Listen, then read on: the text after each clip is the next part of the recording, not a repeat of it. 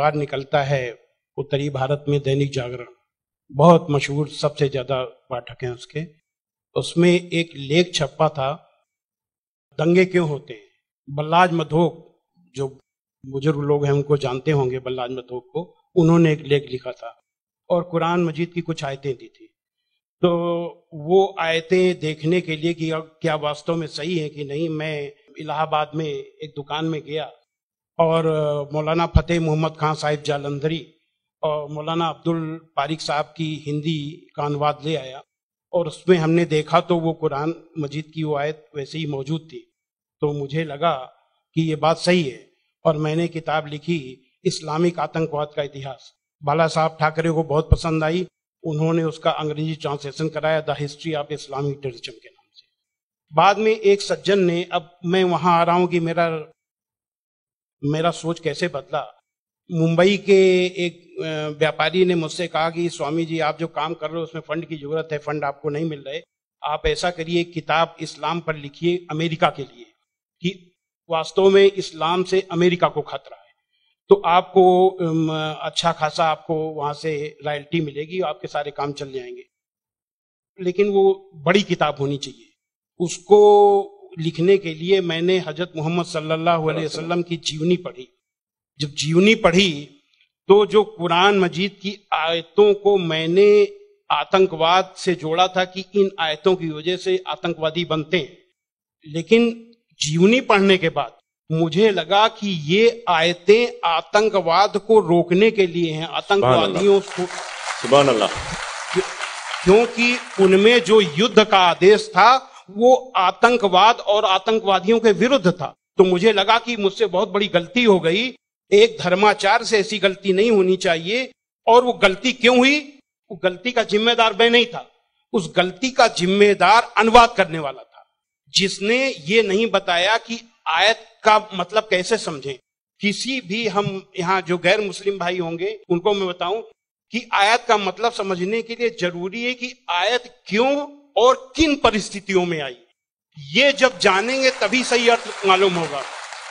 तो ये जानने के बाद मैंने एक दूसरी किताब लिखी, इस्लाम आतंक या आदर्श, यानी इस्लाम में आतंक नहीं, आदर्श ही आदर्श है।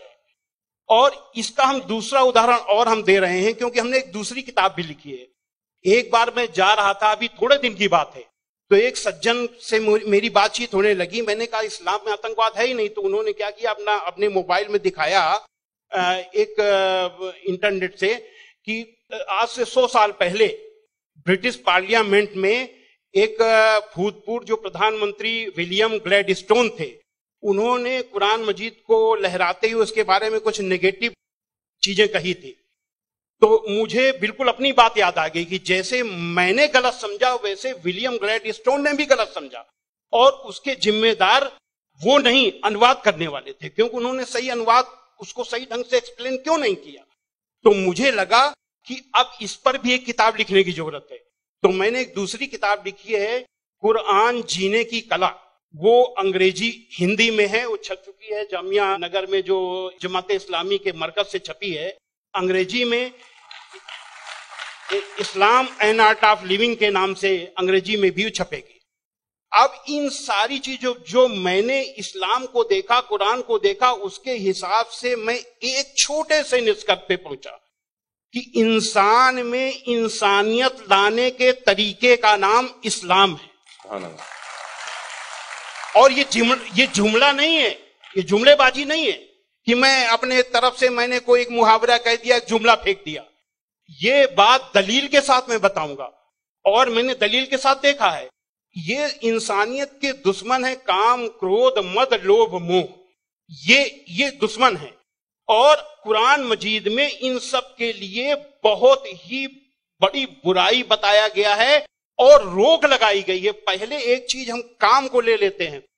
काम यानी कि किसी भी महिला को, किसी भी औरत को अपनी बीबी को छोड़ करके, और दुनिया की जितनी महिलाएं हैं उनको अपनी मां, बहन, बेटी समझना, ये कुरान में बहुत ही सख्ती से पालन करने के लिए कहा गया है।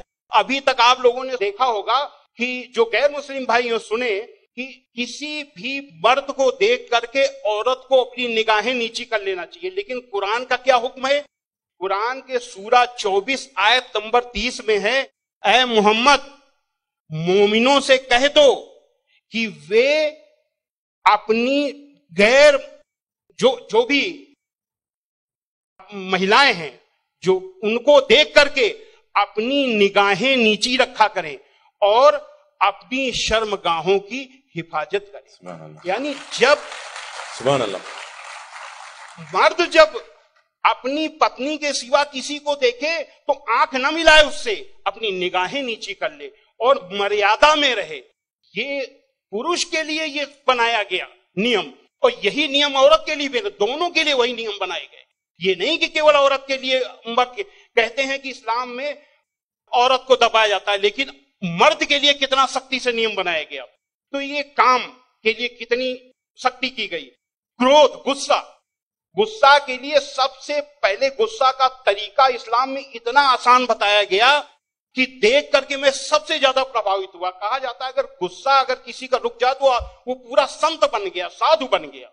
और कितना बढ़िया तरीका इस्लाम में बताया गया, कुरान में बताया गया है कि माफ कर दो, किसी के गुनाहों को माफ कर दो, और जब माफ कर दो को गुस्सा खत्म। और सबसे पहले ये हुक्म दिया गया पैगंबर को।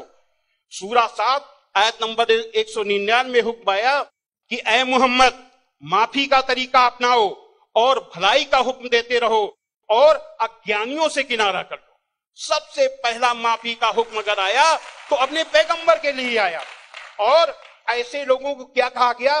सूरा 3 आयत नंबर 134 में अल्लाह का हुक्म है कि जो लोग तंगी और खुशहाली की हर हालत में अच्छे से अच्छा काम करते हैं और गुस्से को रोकते हैं और लोगों के गुनाहों को माफ करते हैं, तो अल्लाह ऐसे लोगों को पसंद करता है जो ऐसे अच्छा से अच्छा काम करते हैं।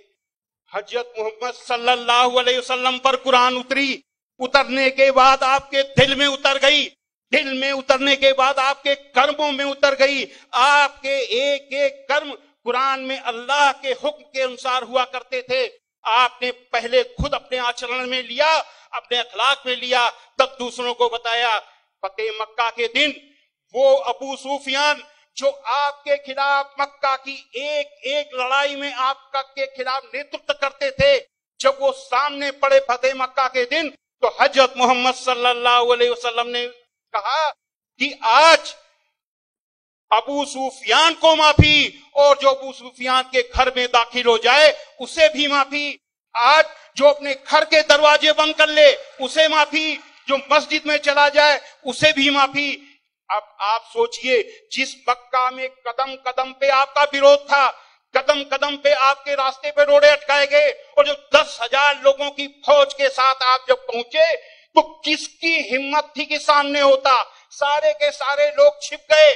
जब हजरत मोहम्मद सल्लल्लाहु अलैहि वसल्लम ने देखा कि कोई नहीं दिखाई दे रहा, तो बहाना बनाया माफी देने का। ये बहाना क्या बनाया कि जो यहां चला छुप जाए उसे माफी, जो वहां छुप जाए उसे माफी, जो वहां छुप जाए उसे भी माफी। यानी किसी न किसी बहाने सबको माफी, माफी, माफी और माफी।